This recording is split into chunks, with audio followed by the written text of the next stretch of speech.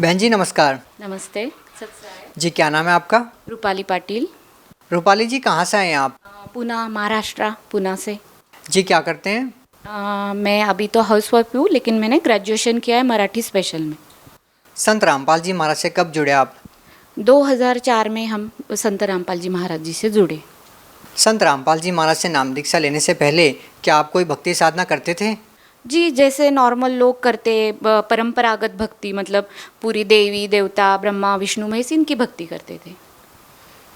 जब आप पहले भक्ति कर ही रहे थे तो आपने संत रामपाल जी महाराज से नाम दीक्षा क्यों ली?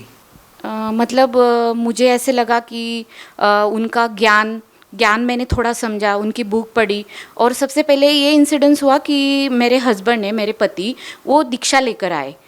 फिर उन दीक्षा लेकर आए तो मैंने उनको लिया कि क्या गुरु दीक्षा लिया आपने, कौन से भगवान है, क्या है? बोलते नहीं मुझे इतना पता नहीं, मैंने दीक्षा ले ली। और फिर उन्होंने मुझे नियम बताए। और वो जो नियम थे कि कोई नशा, मतलब क्या, ड्रिंकिंग नहीं, दारू नहीं, बीड़ी नहीं, सिगारेट नहीं, तंबाकू नहीं, मांस नहीं, व्यभिचार नहीं, चोरी नहीं, ठगी नहीं।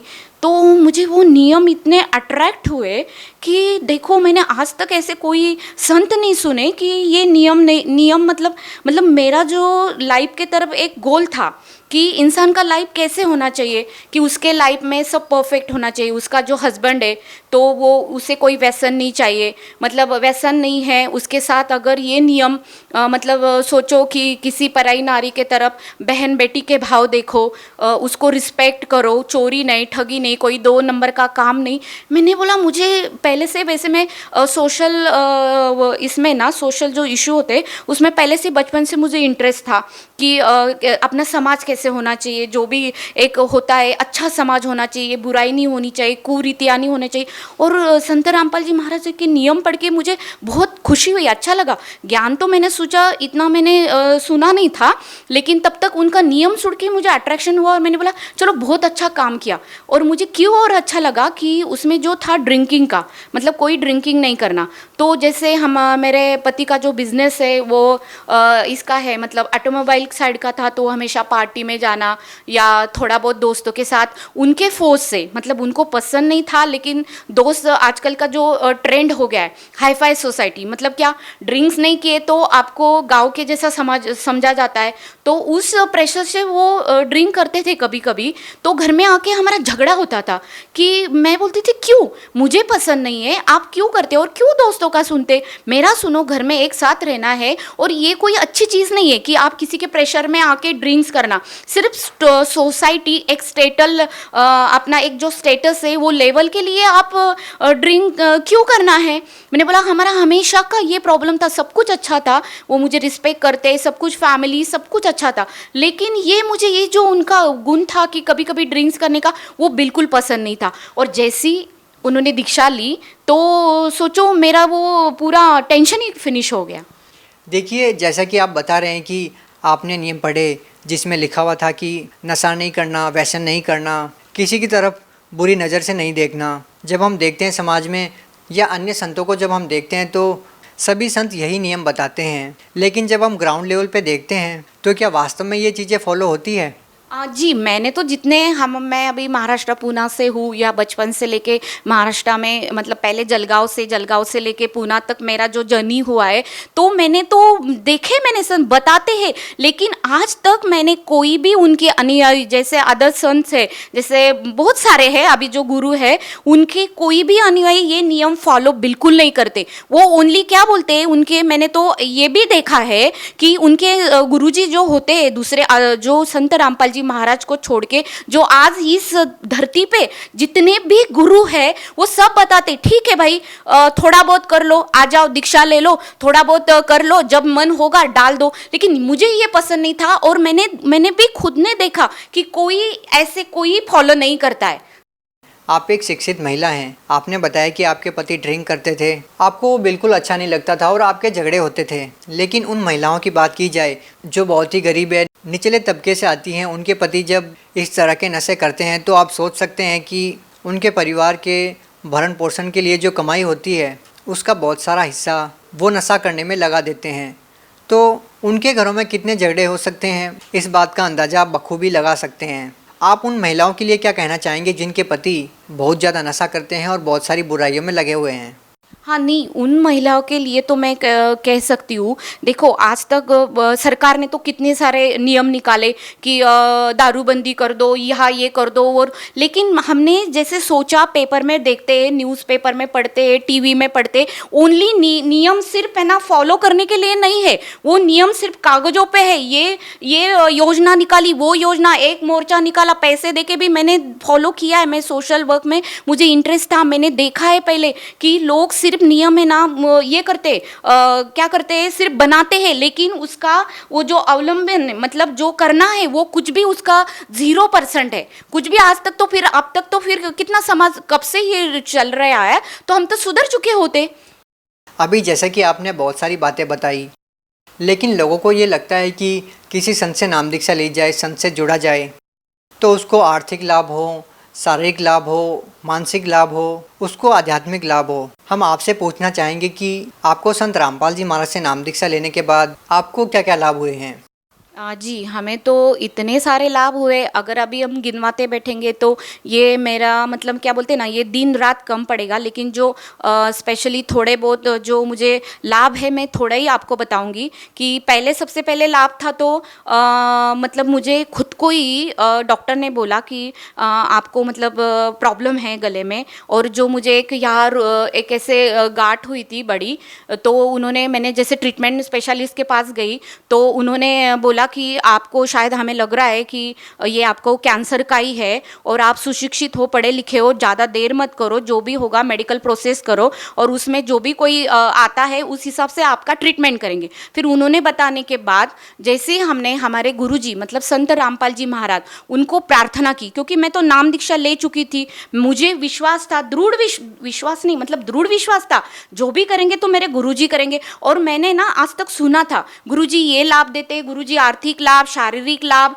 आध्यात्मिक लाभ, सब लाभ देते। तो मैंने बोला अभी ना मैं खुद ही परीक्षा ले लेती हूँ, अभी तो मेरे ऊपर समय आया। तो मैंने अंतर आत्मा से प्रार्थना की, और प्रार्थना करने के बाद फिर गुरुजी को जैसे हमने बोला, मतलब आत्मा से, मैंने मुंह से नहीं बोला। और सोचो जैसे डॉक्टर ने बोला वो ट्रीटमेंट की, और मेरा जो रिजल्ट आया, मेरा जो रिपोर्ट आया, तो आप लोग हैरान हो जाओगे। मुझे कैंसर था, जब मुझे लगा कि अभी मेरी लाइफ थोड़ी है, ज़्यादा लाइफ नहीं है, मेरी पैरों के नीचे की जमीन खिसक गई कि मैं अभी क्या करूंगी। मुझे लगा मैं तो ठीक है, मैं मर गई तो मेरा बेटा है वो कैसे रहेगा, मेरा हस्बैंड तो शायद शादी कर लेगा, लेकिन मेरा क्या होगा। और मुझे तब लगा कि ये जिंदगी इतनी छोटी है, मुझे क्या करना था, और मैं कुछ भी कर नहीं सकूंगी। मैं परमात्मा को मतलब संत रामपाल जी महाराज को प्रार्थना किया, परमात्मा नहीं, मुझे अभी थोड़ा जीना है, मुझे लाइफ दे दो, मुझे इतना जल्दी नहीं मरना है, मेरे बेटे के लिए मुझे जीना है। और इतना चमत्कार हुआ। आप लोगों को चमत्कार लगेगा, आपकी भाषा में ये ऐसे लगेगा कि हम बोल रहे हैं, लेकिन नहीं, मैंने अनुभव किया है। जब खुद के ऊपर आता है ना, इंसान झूठ नहीं बोल सकता। मैं जो भी बोल रही हूँ एक शब्द सच बोल रही हूँ, क्योंकि मैंने जो 2 दिन जब तक मेरा रिपोर्ट नहीं आता, मैंने सहा है कि मृत्यु क्या होती है और जीना क्या होता है। और मेरे परमात्मा ने, गुरु जी ने, संत रामपाल जी महाराज ने इतना प्रार्थना हमने लगाने के बाद उनका ये आया, मतलब उनका मैसेज आया कि बेटा परमात्मा आपको दया करेंगे, आपके संत रामपाल जी महाराज आपके ऊपर दया करेंगे। और फिर हमने मेडिकल रिपोर्ट पाया शाम को, तो उसमें लिखा था कि मुझे सिर्फ ओनली वायरल इन्फेक्शन है। जो 4 डिसीज मुझे बताया था कि एक सर्वाइकल कैंसर, एक टीबी और 2 ऐसे थ्रोट के हिसाब से ही उन्होंने बताया था। और मुझे और क्यों लगा पता है क्या, तो मेरे साथ एक बात हुई। हमारे घर की हेरिडिटी ऐसी है, मेरे दादा को कैंसर था, मेरी जो ये है मतलब मेरे चाचा है वो खुद डॉक्टर थे, उनको तक कैंसर हुआ। और कैंसर मतलब वो लोग अर्ली एज मतलब कम एज में वो गुजर गए, सोचो। और मुझे फिर लगा, जो मेरा टाइमिंग आया कि तीसरी पीढ़ी में, डॉक्टर ने बोला हाँ, मुझे हिस्ट्री पूछी और मेरा जब हेरिडिटी देखा तो कि हाँ, आपको तो आपके दादा को थ्रोट कैंसर था, आपके चाचा को स्टमक का कैंसर हुआ, और अभी आपको तो 100% कैंसर होना चाहिए। मैंने बोला ठीक है, अभी क्या करेंगे, मतलब बोलना आसान पता नहीं, लेकिन मैं इतनी तकलीफ से गुजरी ना, मैं बोल नहीं सकती। और जब ऐसे इसमें परमात्मा ने और एक आप लोगों को रीज़न मुझे क्यों दृढ़ विश्वास हुआ, तो मेरी कुंडली थी। मैं पहले बहुत जन्म कुंडली हम मानते थे, मेरी कुंडली निकाली मैंने बहुत बचपन में, जब से मैं कॉलेज में थी। तो मुझे एक इसने बताया था, हाथ देखे कि आपकी आयु ज़्यादा नहीं है, 40 तक ही है, और आपको ऐसा डिसीज होगा कि आप उसमें से बाहर नहीं निकालेंगे। और वही मुझे जब ये गांठ निकला, डॉक्टर ने बोला, तो मैंने जल्दी से वो कुंडली अपने कपाट से निकाली और मैंने टैली किया कि अरे हाँ, मुझे अभी 37 स्टार्ट है, और मैं क्या कैंसर का तो 2 साल कितना भी होना, ये कोइंसिडेंस कैसे हो सकता है। इसीलिए ये सब देखे इतना, मतलब आप समझ सकते हैं ये कोई जादू मंत्र नहीं है। परमात्मा ने इतनी दया की कि इतने मेरे चांसेस 100% कैंसर के होने के बाद भी संत रामपाल जी महाराज ने मेरे ऊपर दया की। उनके मंत्र में, उनकी भक्ति में इतनी ताकत है कि मेरा कैंसर उन्होंने भगा दिया। जी भगत जी, मुझे और 2 लाभ ऐसे हुए कि एक तो इनके साथ इनका मुंबई एक्सप्रेस हाईवे पे एक्सीडेंट हुआ गाड़ी का, और इतना ज़बरदस्त एक्सीडेंट था, मतलब कंटरनर ने पीछे से 2 बार उनको डैश मारा। डैश मारने के बाद मतलब वो देखते हैं तो वो उन्होंने स्टीयरिंग पे सर रख दिया, और जैसे गुरुजी ने उनको नाम दीक्षा दी, वो मंत्र उन्होंने याद किया। फिर हम दोनों का फेस उनके सामने आया कि सोचो मेरा ये आखिरी वक्त है। और वो एक्सीडेंट से इंसान जब खुद पे गुजर जाती कि बस अभी मेरा सब फिनिश हो गया, तो उस हिसाब से उन्होंने मेरा चेहरा, मेरे बेटे का चेहरा उनके आंखों के सामने आया, और उन्होंने जो गुरुजी ने हमें मंत्र एक दिया, लास्ट में उन्होंने वो एक मंत्र जाप किया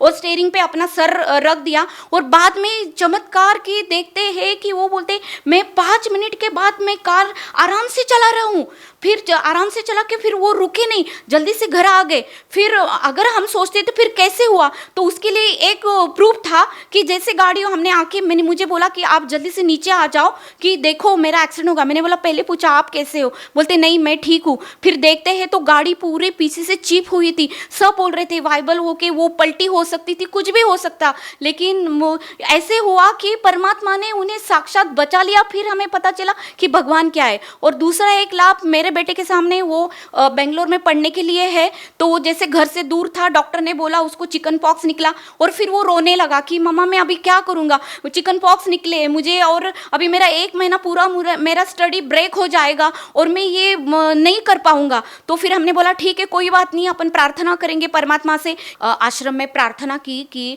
देखो ऐसे हो गया मालिक, हम क्या करेंगे। तो प्रार्थना करने के बाद मालिक ने बोला कि जैसे जोत लगा दो। आपने उसको भी ध्यान आया कि मैंने जोत नहीं लगाई, और जैसे ही उसने इमीडिएटली जोत लगाई रात को 10:30-11 बजे, और सुबह देखते आप मतलब इतना चमत्कार की। हम भी इधर प्रार्थना की, उसने भी परमात्मा के आत्मा से प्रार्थना की, तो उसका चिकन पॉक्स पूरा गायब। तो हमने मेडिकली तो भी हमारा समाधान नहीं हुआ, तो हमने बोला प्लीज़ आप बेटा आप जाके डॉक्टर को एक बार कंफर्म कर लो कि सच में चिकन पॉक्स गायब हो गए। तो वो डॉक्टर के पास गया और डॉक्टर ने बोला कि जी हाँ, मैंने ही कल तुझे बोला था कि तुझे आया, मैं मेडिसिन नहीं दूंगा, और आज मैं देख रहा हूँ तो सच में ये तो परमेश्वर ही हो सकता है ये लाभ देने वाले। हम आपसे एक और प्रश्न पूछना चाहेंगे। संत रामपाल जी महाराज जी, उनसे जो भी नाम दीक्षा लेता है उनको बहुत सारे लाभ होते हैं। आपको भी संत रामपाल जी महाराज ने बहुत सारे लाभ दिए हैं। जो लोग बहुत सारी भयंकर बीमारियों से पीड़ित हैं और जिन लोगों को आर्थिक या मानसिक लाभ नहीं हो रहे हैं, उन लोगों को आप क्या कहना चाहेंगी? मुझे ये अपने सब भाई बहनों को एक ही संदेश देना है। मैं तो कोई ये नहीं कर सकती हूँ, मतलब संदेश देने जैसी मैं उतनी नहीं हूँ, लेकिन मैं प्रार्थना कर सकती हूँ सारी जगत को कि जिनको प्रॉब्लम है ना, आप आ जाओ, आप अनुभव करो, सत्संग सुनो, और एक्चुअली अपने जो ग्रंथ है, बुक है, उसमें क्या नॉलेज है। सबसे पहले हम सब शिक्षित है, हमें कोई हमारा ध्यान भटका नहीं सकता। आज तक हमने जो भी भक्ति की, एक परंपरागत भक्ति की, जो भी मनगढ़ंत सुनते आए, दादा परदादा उनकी भक्ति फॉलो करते आए, लेकिन हमने आज तक नहीं सोचा कि हम जो कर रहे हैं और ये क्यों हो रहा है। अभी हम बोलते हैं भगवान ये करता है वो करता है, हम तो आज तक जो परंपरागत ब्रह्मा विष्णु महेश जी ये सब भक्ति करते आए, लेकिन मिला क्या, फिर क्यों नहीं मिला, क्यों दुखों के पहाड़ हमारे ऊपर गिर रहे, क्यों दुखी है, किसी को कैंसर है, किसी को ये बीमारी, किसी को वो बीमारी, सब परेशान। तो आप इसके लिए सबको मेरी प्रार्थना है कि आप आओ, संत रामपाल जी महाराज का ज्ञान सुनो उनका सत्संग सुनो और उनके सत्संग में आपके पूरे डाउट क्लियर हो गए और डाउट क्लियर के बाद आप एक है। इधर ना कोई पैसे लगता है दीक्षा लेने के लिए, ना कोई आपने सुना होगा, ये सुनाई कथा है। आप जब खुद आओगे उनका दीक्षा लेगे, उसमें तो कोई पैसे नहीं लगता और दुखी क्या नहीं करता। इसलिए दुखी लोगों को मेरी प्रार्थना है कि आ जाओ, संत रामपाल जी महाराज का नाम दीक्षा ले लो और खुद अनुभव करो। जी बहुत बहुत धन्यवाद। Thank you ji.